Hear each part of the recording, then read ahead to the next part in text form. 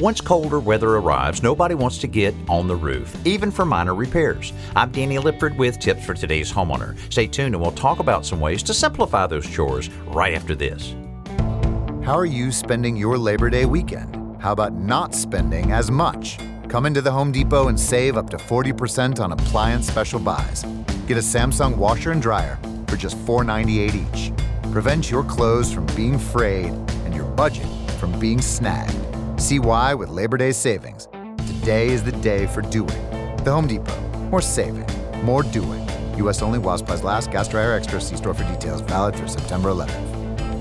If you're brave enough to do your own maintenance on your roof, you know it's a chore. Even if the work is simple, stabilizing yourself and your tools is a hassle, but you can make it easier. Salvage a thick piece of foam rubber from an old couch cushion to use as a pad for working on the roof.